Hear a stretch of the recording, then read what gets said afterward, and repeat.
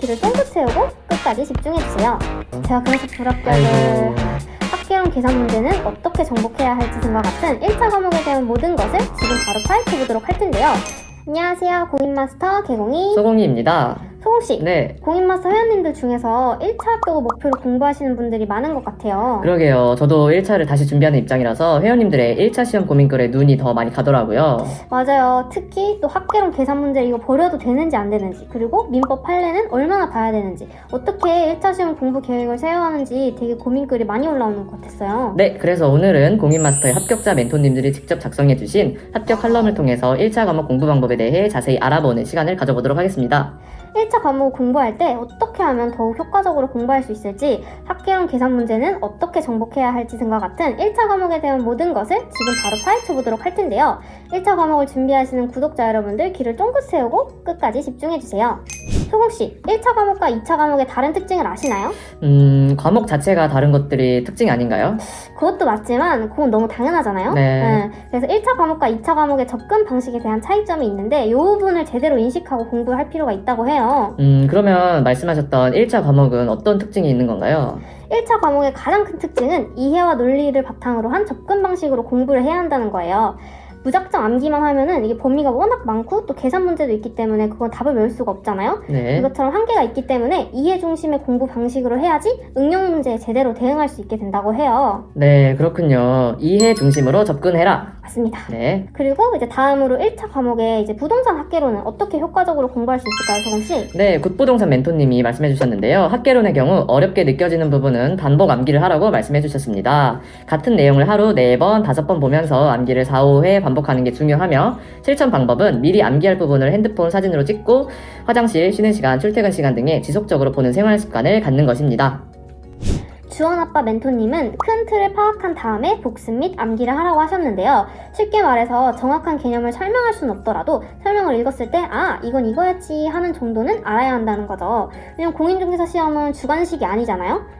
결국 설명을 봤을 때 이게 이거네 정도는 알아야 한다는 거죠. 네, 큰 틀을 파악한 다음 복습과 암기를 해야겠군요. 개용씨, 그러면 학개론에서 가장 중요한 계산 문제는 어떻게 공부해야 되나요? 네, 주원아빠 멘토님은 계산 문제 공식을 반드시 외우라고 하셨어요. 계산 문제를 공부한 날은 반드시 공식을 외우고 그거를 바탕으로 문제를 풀면서 복습하시는 것을 추천하셨습니다. 네, 학개론 계산 문제는 40문제 중에서 약 10문제를 차지하잖아요. 하시시 신랑 멘토님은 계산 문제는 오히려 원리만 알면 쉽다고 하셨어요.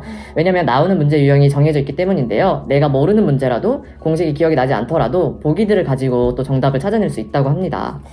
그러면 결론적으로는 학개론 계산 문제는 절대로 버리면 안 된다는 뜻이군요. 그렇죠. 제가 그래서 불합격을... 아이고. 근데 저는 다른 것보다 공식을 암기하는 게 정말 어려운데 이러면 어떻게 해야 되나요? 그래서 공인마스터가 준비한 선물 있죠. 저기 보이시죠? 바로 학개론 계산 문제 필수 암기 공식 모음집입니다. 에듀윌 학개론 1타 강사 이영방 교수님이 직접 제작한 자료인데요. 학개론 계산 문제를 5개의 파트로 구분해서 꼭 외워야 할 공식만 담은 자료집입니다. 저도 보니까 8페이지 분량이던데 프린트해서 계산 문제가 나올 때마다 공부하면은 이번에는 다 외울 수 있을 것 같아요. 네. 이 자료집이 필요하신 구독자 여러분들은 지금 바로 더보기 링크를 참고해주세요. 그런데 개공씨, 저희 공인마스터 멘토님들 중에 계산 문제를 포기하고 합격한 멘토님도 있다는 거 알고 계셨나요? 저도 보고 깜짝 놀랐는데요. 고미마미 멘토님의 경우는 과감하게 계산 문제를 버리셨다고 합니다. 꾀를 부려서 이제 계산 문제도 포기하고 원하는 파트만 골라서 공부하려고 했으나 이제 계산 문제를 포기하니까 또 합격 점수가 안 나와서 그 대신에 다른 파트를 무한 반복하셨다고 해요. 이제 하루 공부량을 파트별로 나누어서 인강을 듣고 그 해당 파트만 문제를 풀어서 복습하셨다고 하네요. 네. 결국 그러면은 계산 문제를 포기하려면은 나머지 파트를 완벽하게 해야 한다는 거군요. 네, 그렇죠. 혹시라도 계산 문제를 푸는데 끝까지 어려움이 있으신 분들은 너무 절망하지 않으셔도 됩니다. 나머지 파트를 모두 다 맞는다는 생각으로 고민마미 멘토님이 알려주신 방법을 활용해 공부해보면 좋을 것 같습니다. 네, 다음으로는 1차 과목의 민법을 어떻게 효과적으로 공부하는지에 대해서 알아보도록 할게요. 소금씨, 민법 공부할 때 어떤 부분이 가장 힘드시나요? 네, 저는 민법이 생각보다 공부할 분량도 너무 많고 일단 단어가 굉장히 어렵더라고요. 분명히 한국어인데 외국어를 읽는 것 같은 느낌이 들 때가 있어요. 저도 그래요. 합격자 후보자 멘토님은 1차 시험의 핵심 과목인 민법을 공부할 때는 이제 판례와 사례를 중심으로 공부한다는 게 중요하다고 말씀해 주셨어요. 네, 근데 판례가 중요하다는 말은 정말 많이 들었는데 판례를 많이 보고 가도 실제 시험장에서는 새로운 지문도 많이 나와가지고 수험생들을 당황하게 한다는 말도 많이 들었거든요.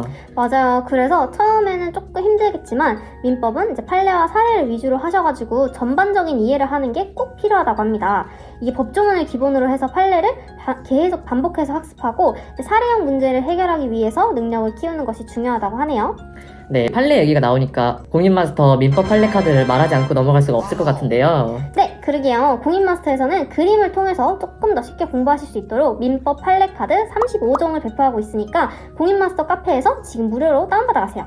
네, 민법은 판례를 보는 것도 중요하지만 법률 용어와 개념을 숙지하는 것도 중요합니다. 주원아빠 멘토님은 대리를 예로 들어서 자세히 설명을 해주셨는데요. 민법 판례는 스토리텔링의 방식으로 공부하는 게 좋다고 합니다. 하긴 이제 판례니까 스토리텔링 방식으로 공부하면은 조금 더 쉽게 이해할 수도 있고 기억에도 더 잘 남을 것 같긴 해요. 네, 맞습니다. 마지막으로 고미마미 멘토님이 소개해주신 민법 공부 방법을 소개해드리겠습니다. 민법은 단기간에 점수가 오르지 않는 과목이기 때문에 무조건 꾸준히 공부하셔야 된다고 해요. 특히나 멘토님은 이제 기출문제를 위주로 공부하셨는데 이제 시험장에서 뒤통수를 맞는 기분이 드셨다고 해요. 예상 문제를 많이 푸는 것도 중요하지만 그거 이상으로 이제 민법 같은 경우에는 이론을 탄탄하게 공부해야지 헷갈리지 않고 문제를 무사히 풀 수 있다고 하네요. 네, 역시 민법도 다른 과목과 마찬가지로 이론 반복, 기출문제 반복, 모의고사 반복, 반복이 정말 정답인 것 같습니다. 맞습니다. 공인마스터 구독자 회원님들도 이제 포기하지 말고 지금부터 민법 공부 시작하셔가지고 시험일까지 꼭 정복하셨으면 좋겠네요. 네, 이렇게 해서 이번 시간에는 1차 과목인 부동산 학개론과 민법을 어떻게 효과적으로 공부하는지에 대해서 자세히 알아보았는데요. 아무래도 학개론이랑 민법의 분량이 굉장히 많아가지고 많은 분들이 공부 시작하기도 전에 되게 겁먹으시는 것 같아요. 이 영상을 보신 분들은 1차 과목이 공부의 과목이 아닌 효자 과목이 되셨으면 좋겠어요. 네, 공인마스터 멘토님들도 소중한 경험을 바탕으로 터득하신 노하우를 칼럼을 통해 마구마구 전수해주고 계시기 때문에 더 다양한 꿀팁을 얻길 원하신다면 아래 더보기 링크를 통해 공인마스터 카페에서 확인해주세요. 오늘 영상은 여기까지고요. 다음 주에 더 알찬 내용으로 찾아오도록 하겠습니다. 오늘 저희 영상이 도움이 되셨다면 구독, 좋아요 눌러주세요. 안녕.